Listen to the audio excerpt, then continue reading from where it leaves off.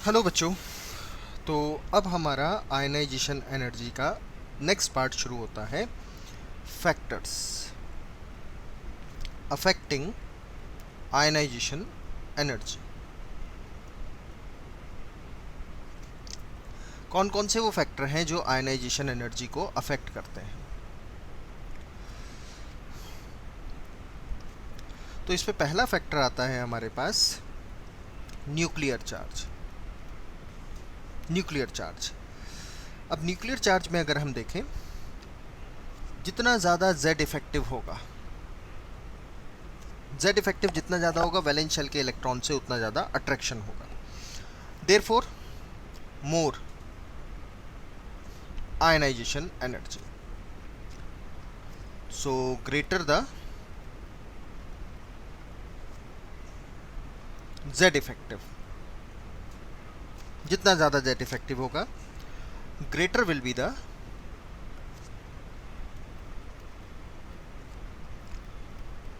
hold of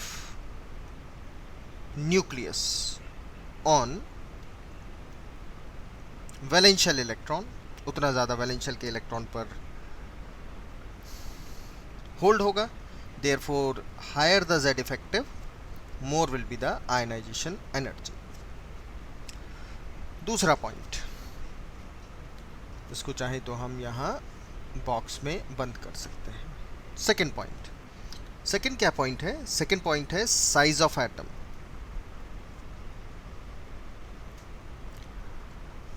अब अगर atom का साइज बढ़ता जाएगा या कम होता जाएगा तो अकॉर्डिंगली न्यूक्लियस और वैलेंस शेल के इलेक्ट्रॉन का अट्रैक्शन चेंज होगा। जैसे ये न्यूक्लियस है, ये 2 शेल हैं, कोई दूसरा है और उसमें यहाँ 3 शेल हैं, तो रेडियस यहाँ से यहाँ की काउंट कर लेते हैं, ये इलेक्ट्रॉन हो गया, यहाँ से यहाँ की काउंट कर लेते हैं, ये इलेक्ट्रॉन हो गया। तो अट्रैक्शन की पावर यहाँ लेस है, सिर्फ साइज़ के हिसाब से देखें, और यहाँ अट्रैक्शन की पावर मोर है।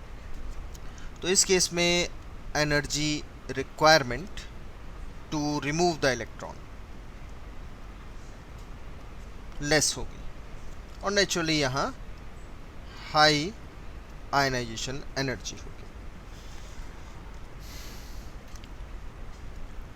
सो large size of an atom is inverse of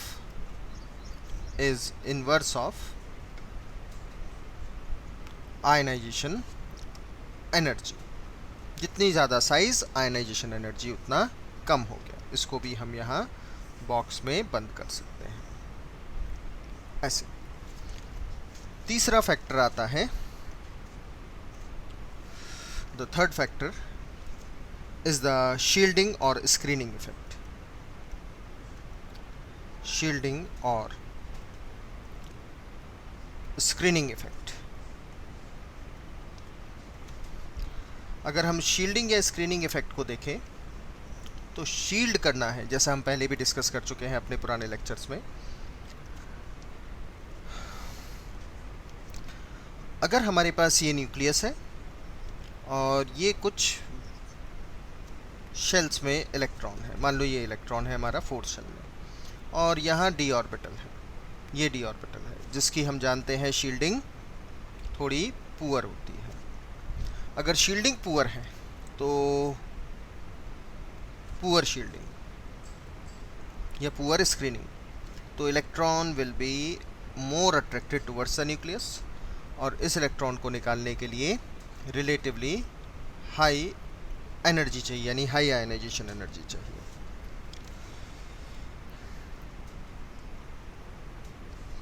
और शील्डिंग इफेक्ट सबसे ज़्यादा s ऑर्बिटल का होता है, उससे कम p, उससे कम d और सबसे कम f ऑर्बिटल का होगा। तो अगर हम आयनाइजेशन एनर्जी देखें तो it is inverse of shielding effect. Shielding effect जितना वीक, जितना पुअरली शील्ड करेगा, आयनाइजेशन एनर्जी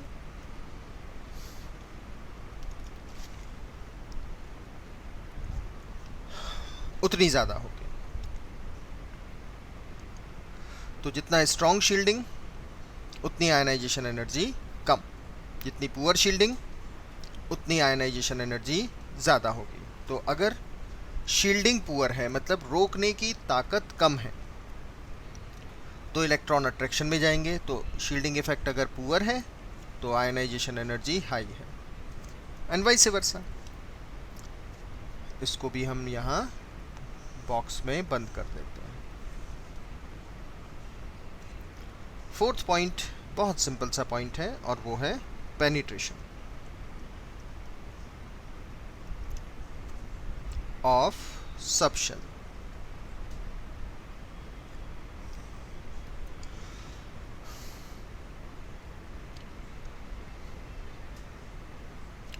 अगर हमारे पास पेनिट्रेशन देखें, पेनिट्रेशन का मतलब होता है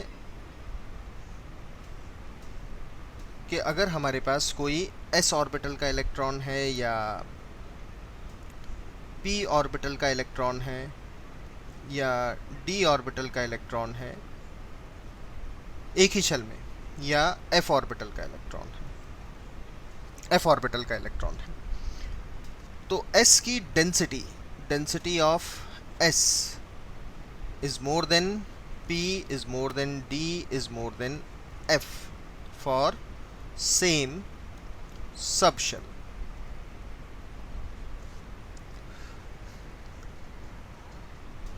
जैसे s 4s है, 4p है, 4d है, 4f है, तो सबका प्रिंसिपल क्वांटम नंबर सेम है, सब शेल अलग है s p d f। जिसकी डेंसिटी सबसे ज़्यादा होगी यानी s की, उसका में अगर इलेक्ट्रॉन है तो वो न्यूक्लियस से सबसे ज़्यादा अट्रैक्ट होगा। सबसे ज़्यादा अट्रैक्ट होगा मतलब सबसे ज़्यादा अट्रैक्ट होने से पेनिट्रेट टूवर्ड्स द न्यूक्लियस ज़्यादा होगा, पेनिट्रेट कर जाएगा न्यूक्लियस की तरफ। p का डेंसिटी कम है तो ये थोड़ा कम अट्रैक्ट होगा, d का अट्रैक्शन और कम होगा और f का अट्रैक्शन सबसे कम होगा। तो पेनिट्रेट करने का मतलब है न्यूक्लियस की तरफ अट्रैक्ट होना। और अगर s ऑर्बिटल का पेनिट्रेशन सबसे ज़्यादा है, पेनिट्रेशन पावर, ध्यान रखना है कि प्रिंसिपल क्वांटम नंबर सेम की बात कर रहे हैं। पेनिट्रेशन पावर s की ज़्यादा है, p की कम है, d की कम है और f की सबसे कम है, तो अट्रैक्शन न्यूक्लियस की तरफ जितना ज़्यादा होगा इलेक्ट्रॉन को निकालना उतना ही मुश्किल होगा। तो अगर हम आयनाइजेशन एनर्जी यहाँ देखें और आपको कुछ बताया नहीं कन्फिग्रेशन क्या है, तो आयनाइजेशन एनर्जी इस ऑर्डर में बढ़ती चली जाएगी। पेनिट्रेशन पावर, तो पेनिट्रेशन पावर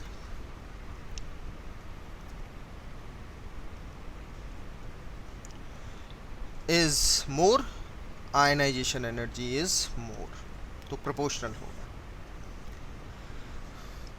अब हम आते हैं फिफ्थ पॉइंट पर। फिफ्थ पॉइंट है configuration, stability of configuration. Configuration की स्टेबिलिटी कैसी है, स्टेबिलिटी ऑफ कन्फिग्रेशन।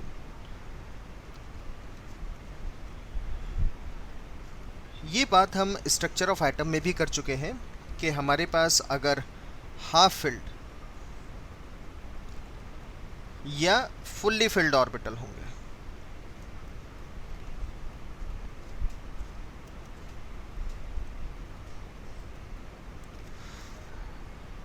तो स्टेबिलिटी होगी,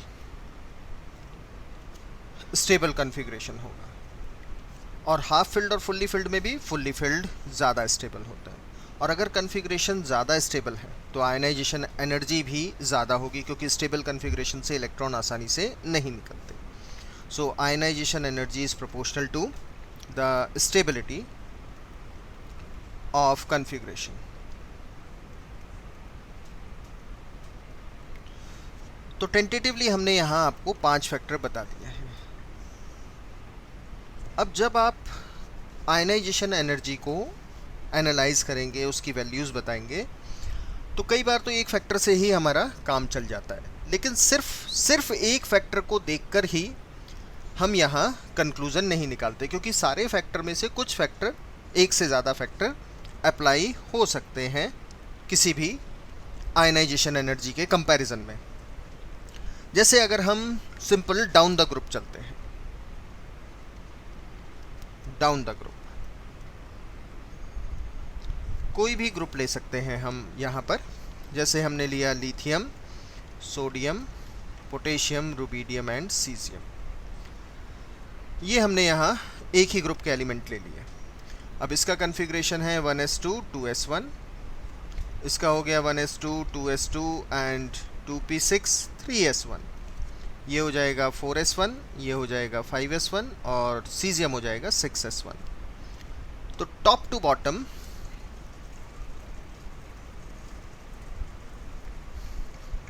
साइज डिक्रीज कर रहा है,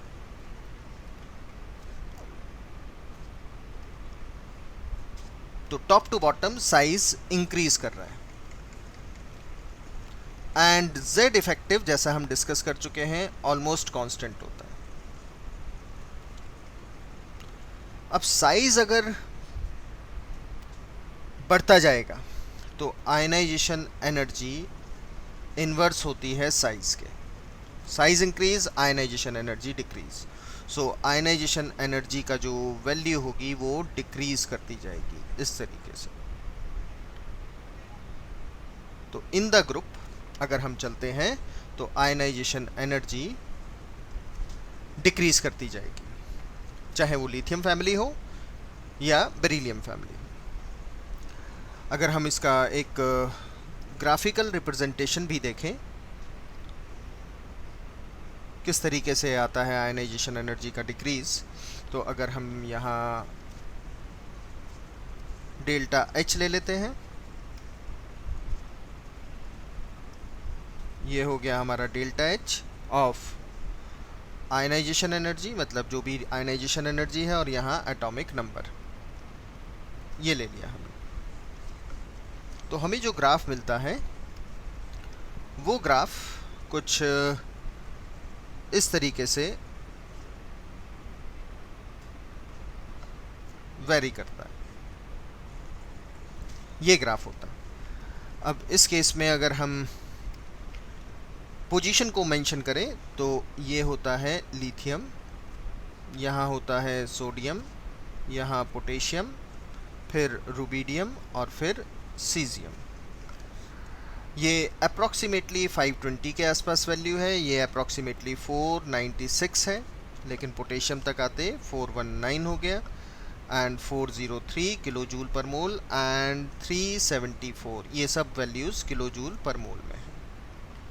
तो हमारा जनरल आंसर तो होगा डिक्रीजेस,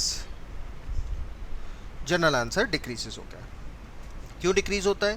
क्योंकि साइज इंक्रीज कर रहा है, और कोई इसमें फ़र्क नहीं है कन्फिग्रेशन में भी और किसी और चीज़ में भी। अब अगर हम अलोंग द पीरियड चलें, along the period, along the period मतलब हो गया हमारा left to right.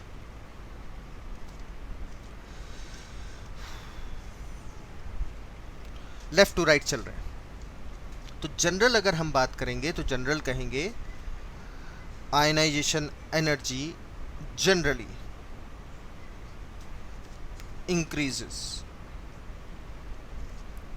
From left to right, along the period बढ़ती है।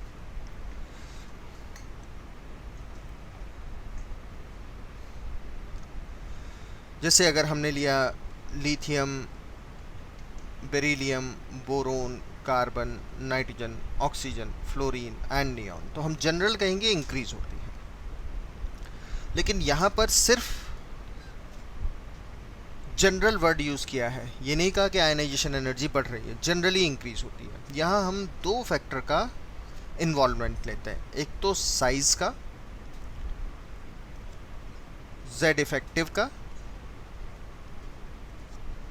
और दूसरा फैक्टर लेते हैं कॉन्फ़िगरेशन का। तो टॉप टू बॉटम में सिर्फ साइज मैटर कर रहा है, लेकिन लेफ्ट टू राइट दो बेसिकली फैक्टर हैं, साइज या Z इफेक्टिव और कॉन्फ़िगरेशन। तो अगर आपने लिथियम को यहाँ पर यूज़ किया है तो लिथियम का कॉन्फ़िगरेशन होता है 1s2 2s1, सेकेंड पीरियड के एलिमेंट हैं। बेरिलियम हो गया 2s2, आउटर मोस्ट ही लिख रहे हैं। बोरोन हो गया हमारे पास 2s2 एंड 2p1। कार्बन हो गया 2p2। नाइट्रोजन हो गया 2s2 2p3। ऑक्सीजन हो गया 2p4 और फ्लोरीन हो गया 2p5, लेकिन नियॉन तो नोबल गैस है 2s2 2p6 हो गया। तो पहली बात तो अगर हम साइज को यहाँ काउंट करते हैं तो size decreases from lithium to fluorine, लेकिन नियॉन का साइज बढ़ जाता है क्योंकि वह वन डर वाल्स रेडियस लेते हैं। लेकिन दूसरा एक और फैक्टर भी है जिसको हमें यहाँ कंसीडर करना होगा, और वो कहा कन्फिग्रेशन। किसको? कन्फिग्रेशन को। अब कन्फिग्रेशन यहाँ क्यों इम्पोर्टेंट है? क्योंकि ये कन्फिग्रेशन देखिए, 2s ऑर्बिटल तो पूरा भरा हुआ है, यहाँ 2p हाफ फिल्ड है और यहाँ 2p फुल्ली फिल्ड है। तो हम सिर्फ एक कंसेप्ट, एक पॉइंट को लेकर नहीं चल सकते, जैसे मैंने कहा था। यहाँ दो वेरिएशन आ रहे हैं, साइज भी और या z इफेक्टिव भी, और दूसरा है कन्फिग्रेशन। अब हम पहला पॉइंट करते हैं, यहाँ बेरिलियम टू बोरोन की बात करते हैं। बेरिलियम टू बोरोन, अगर हम बेरिलियम और बोरोन को कंपेयर करें तो बेरिलियम है आउटर मोस्ट में 2s2 और बोरोन है हमारे पास आउटर मोस्ट में 2p1। साइज तो ज़रूर डिक्रीज़ हुआ है, लेकिन कन्फिग्रेशन भी यहाँ एक इम्पॉर्टेंट रोल प्ले करता है। तो 2s ये हम लिख सकते हैं कि fully filled s orbital, fully filled s orbital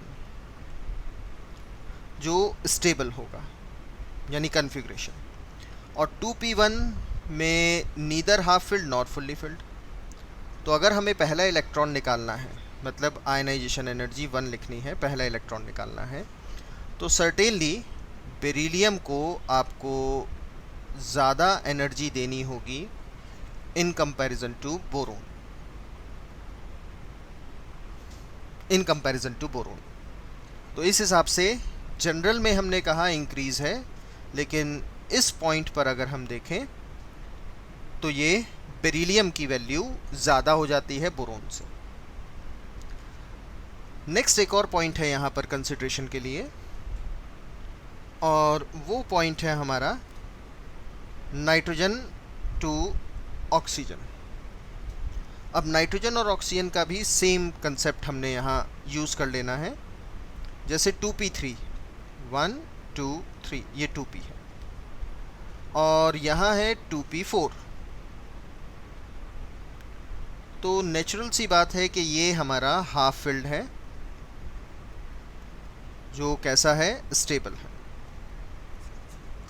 और 2p4 ये ऑक्सीजन को neither half filled nor fully filled.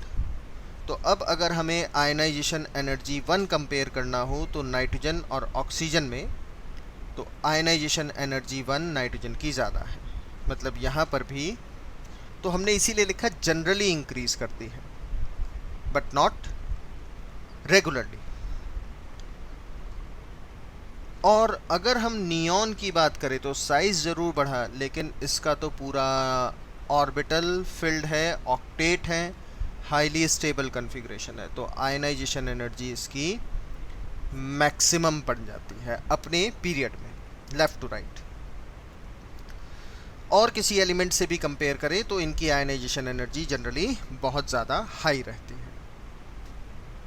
तो अब हमारे पास ऑर्डर क्या बना? ऑर्डर बना लिथियम की वैल्यू सबसे कम है, बोरोन की उससे ज़्यादा है, लेकिन बेरिलियम की बोरोन से भी ज़्यादा हो गई। देन आफ्टर कार्बन और ऑक्सीजन और नाइट्रोजन में पहले आएगा ऑक्सीजन, फिर आएगा नाइट्रोजन, फिर फ्लोरीन एंड देन नियॉन। क्योंकि साइज भी डिक्रीज हो रहा है तो वो फैक्टर भी हम यहाँ इग्नोर नहीं कर सकते। तो इस केस में दो फैक्टर के बेसिस पर फाइनल कंक्लूजन आता है। तो अब अगर हम यहाँ पर भी सिमिलर फॉर्म में एक ग्राफ प्लॉट करते हैं ऐसे, दैट इज आयनाइजेशन एनर्जी या enthalpy of ionization in kilo joule per mole versus atomic number z along the period की बात कर रहे हैं। तो हमें जो ग्राफ मिलेगा वो ग्राफ कुछ ऐसा होगा। अब एटॉमिक नंबर लिथियम से शुरू कर रहे हैं यानी थर्ड, तो ये ग्राफ पहले बढ़ता है, फिर थोड़ा कम होता है, फिर बढ़ जाता है, फिर स्लाइड डिक्रीज है एंड देन फर्दर इंक्रीज है। इस टाइप से ग्राफ मिलता है हमें। अब इसकी लोअर मोस्ट पोजीशन को अगर हम देखें, एटॉमिक नंबर 3 पर जाएं तो यहाँ हमें मिलेगा लिथियम, फिर मिलेगा बेरिलियम और ये बोरोन। लेकिन ध्यान रखना कि बोरोन की आयनाइजेशन एनर्जी लिथियम से ज़्यादा है, बेरिलियम से ही कम है, लिथियम से ज़्यादा है।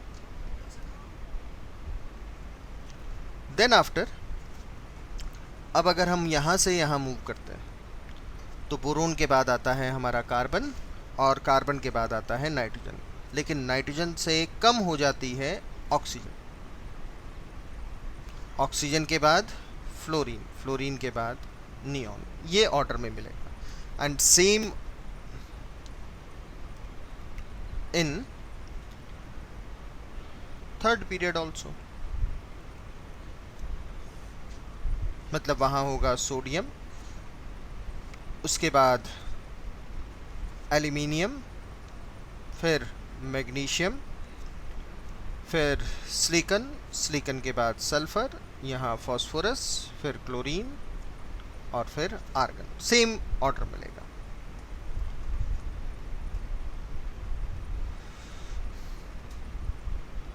तो ये हमारे पास along the period and along the group दो आयनाइजेशन एनर्जीज आ गई हैं। अब कुछ और पॉइंट्स को हम यहाँ डिस्कस करते हैं। Successive ionization energy comparison, successive ionization energy का कंपैरिजन। तो कई सारे कंपैरिजन हैं हमारे पास यहाँ कंपेयर करने के लिए। जैसे हम एक एग्जांपल ले लेते हैं, sodium and the magnesium.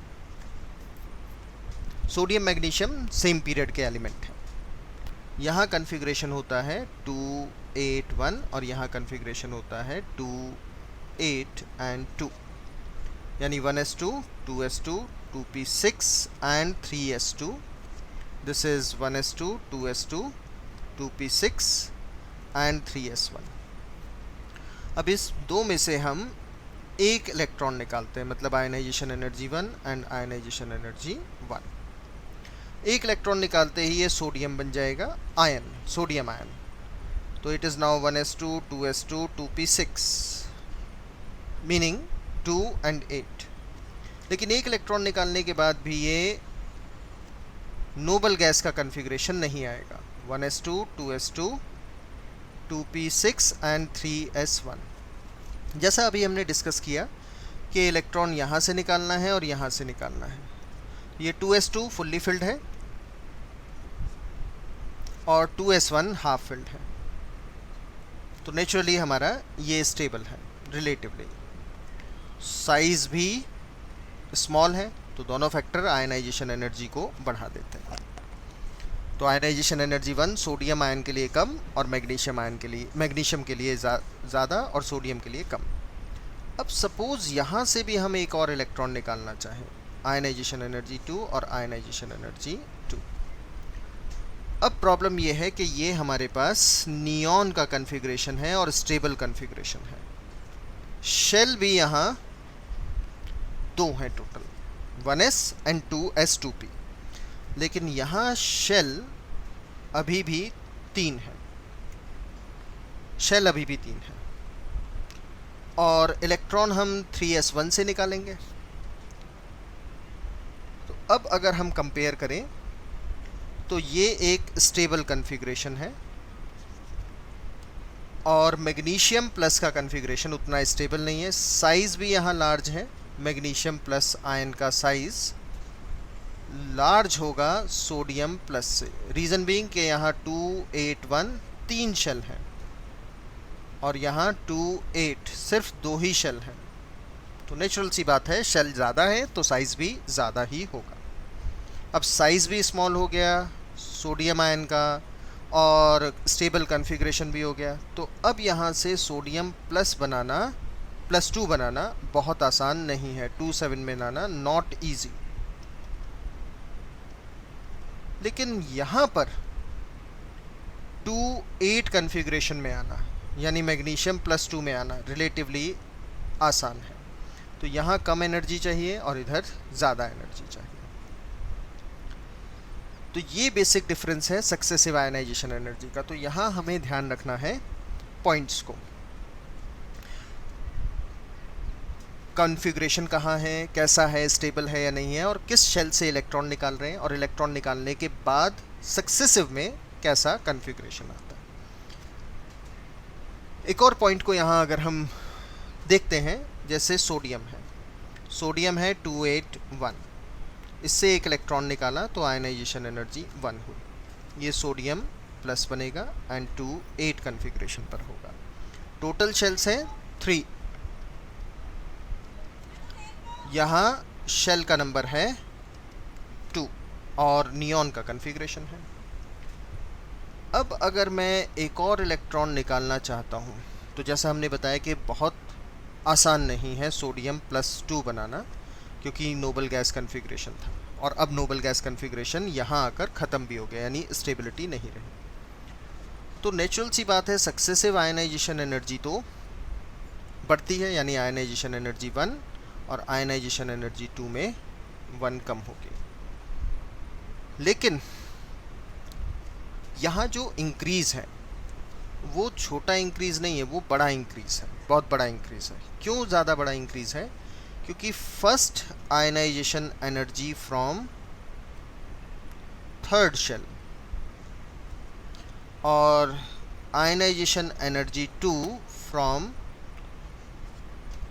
Second shell, एक तो शेल का बहुत बड़ा रोल है, साइज एब्रप्टली चेंज होगा।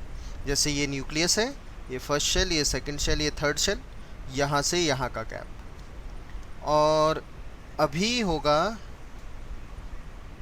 ये रेडियस। तो रेडियस एब्रप्टली चेंज होती है शेल के बदलते ही, इसीलिए आयनाइजेशन एनर्जी पहली बात तो शेल बदलते ही बढ़ेगी, और दूसरा स्टेबल कॉन्फ़िगरेशन आ गया नोबल गैस का, तो इसीलिए आयनाइजेशन एनर्जी का गैप बहुत बड़ा होगा। जनरली ये 8 to 10 टाइम्स का गैप आता है, जनरली इतना बड़ा गैप मिलता ही मिलता है। लेकिन अगर इसी को हम कंपेयर करें मैग्नीशियम के साथ, तो मैग्नीशियम का कॉन्फ़िगरेशन है 282, अभी शेल कितनी है? 3 शेल है, और इसमें से अगर हम आयनाइजेशन एनर्जी 1 कैलकुलेट करते हैं तो मैग्नीशियम प्लस बनेगा और 281 का कॉन्फ़िगरेशन होगा। अब आप आयनाइजेशन एनर्जी 2 को कंपेयर करते हैं और मैग्नीशियम +2 बनाते हैं, तो ये आ जाएगा 28। यहाँ भी अभी 3 शेल ही थी, और मैग्नीशियम प्लस में भी कोई स्टेबल कॉन्फ़िगरेशन तो आया नहीं। यहाँ देखिए, यहाँ है 2 शेल और ये कॉन्फ़िगरेशन है नियॉन का, यानी अब जाकर ये हाईली स्टेबल हो गया। तो अगर हम अब मैग्नीशियम +2 से एक और इलेक्ट्रॉन निकालना चाहते हैं और अब बनाना चाहते हैं मैग्नीशियम +3, तो ये होगा 2 7। अब यहाँ पर आपको देखना होगा कि आयनाइजेशन एनर्जी 1 थर्ड शेल की थी, आयनाइजेशन एनर्जी 2 भी थर्ड शेल की थी, लेकिन आयनाइजेशन एनर्जी 3 सेकेंड शेल की हो गई, और वो भी नियॉन जैसा स्टेबल कॉन्फ़िगरेशन। अब स्टेबल कॉन्फ़िगरेशन है तो नेचुरल सी बात है कि सक्सेसिव आयनाइजेशन एनर्जी तो वैसे बढ़ती है, इंक्रीज होती है, लेकिन थर्ड आयनाइजेशन एनर्जी अब एब्रप्टली इंक्रीज हो जाएगी, एब्रप्टली इंक्रीज होगी। क्योंकि बहुत स्टेबल कॉन्फ़िगरेशन से निकाल रहे हैं, बहुत छोटे साइज से निकाल रहे हैं, क्योंकि अब शेल का नंबर है 2। तो इस मैथमेटिकल कैलकुलेशन, इस ऑब्जर्वेशन से हमने एक कंक्लूज़न निकाला जिसको आपको क्वेश्चन सॉल्व करने में आसानी भी होगी, कि अगर आयनाइजेशन एनर्जी 1 और आयनाइजेशन एनर्जी 2 में इंक्रीज़ है, ठीक है, बट आयनाइजेशन एनर्जी 3 अगर एब्रप्टली इंक्रीज़ हो रही है, मतलब हम 2 इलेक्ट्रॉन्स रिमूव कर सकते हैं ईजिली, नॉट थर्ड वन, और 2 इलेक्ट्रॉन निकाल सकते हैं, ये भी बताता है कि वैलेंस शेल में सिर्फ 2 ही इलेक्ट्रॉन होंगे, क्योंकि बहुत ज़्यादा इंक्रीज़ बता रहा है कि शेल चेंज हो गई, इनर शेल हो गई, तो वैलेंस शेल तो हम सिर्फ इसी को मानेंगे। तो वैलेंस शेल में इलेक्ट्रॉन्स हैं 2, तो अगर कोई एटम ए दिया है और इसकी ionization energy 1, ionization energy 2 and ionization energy 3 large gap के साथ दी है, इसका मतलब ए हम आसानी से A+2 तक ले जा सकते हैं, नॉट A+3 तक। सिमिलरली जैसे हमारे पास सोडियम का केस था, तो वहाँ आयनाइजेशन एनर्जी 2 और आयनाइजेशन एनर्जी 2 और 1 में ही बहुत बड़ा गैप आ गया था, 2 8 1 था और यहाँ 2 8 हो गया था, दूसरा इलेक्ट्रॉन नहीं निकलता था। सोडियम का केस अगर हम लेते हैं, इसका मतलब है कि आप पहला इलेक्ट्रॉन ही निकाल सकते हैं। सोडियम को आसानी से सोडियम प्लस में बना सकते हैं, लेकिन इसको आसानी से Na+2 में नहीं बना सकते, ईजी नहीं है। तो valence shell contain only 1 electron, तो कोई भी एटम बी है जिसकी आयनाइजेशन एनर्जी 1 आयनाइजेशन एनर्जी 2 से बहुत बड़ी है, 8 to 10 टाइम्स का गैप है, डाटा में दिया है, तो बी को आप B+ में ही कंसीडर करेंगे, वैलेंस शेल के इलेक्ट्रॉन एक ही कंसीडर करेंगे।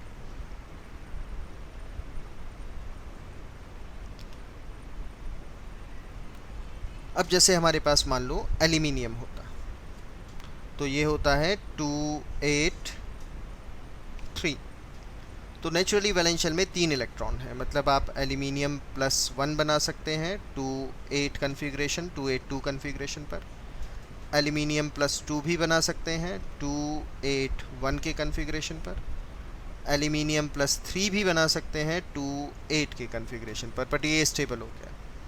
अब अगर आप चाहते हैं कि एल्यूमिनियम +4 भी हम बना लें, तो 2 7 आएगा कन्फिग्रेशन, जो आसान नहीं है, क्योंकि वैलेंस शेल में 3 इलेक्ट्रॉन है, मतलब ionization energy 1, ionization energy 2, ionization energy 3 and ionization energy 4। तो हमारे पास सक्सेसिव तो बढ़नी ही बढ़नी है, लेकिन आयनाइजेशन एनर्जी 4 एब्रप्टली इंक्रीज होगी। तो सिर्फ अगर बढ़ रही है वैल्यूज़, तो हम कहेंगे कि valence shell contain 3 electrons only. Data को देखकर बता सकते हैं, डबल ट्रिपल का गैप आ रहा है तो बता सकते हैं। जैसे अगर एक हम एग्जांपल लें कि हमारे पास कोई एलिमेंट है M, इसकी आयनाइजेशन एनर्जी 1 वो दी है 6, आयनाइजेशन एनर्जी 2 दी है 18, आयनाइजेशन एनर्जी 3 दी है 28 इलेक्ट्रॉन वोल्ट मान लेते हैं सभी को, और आयनाइजेशन एनर्जी 4 दिया है मान लो 125, सभी के सभी इलेक्ट्रॉन वोल्ट। ये मेटल का ऑक्साइड फॉर्मूला क्या होगा? इस मेटल के ऑक्साइड का फॉर्मूला क्या होगा? अब ऑक्साइड तो हमें पता है कि O2 नेगेटिव होता है। अब मेटल पर हमें इस डाटा को देखकर बताना है कि N की वैल्यू यानी चार्ज कितना होगा, क्योंकि उसी हिसाब से फॉर्मूला बनाएंगे। क्या बनेगा? M2ON। तो फॉर्मूले के लिए अब हमारे पास डाटा है।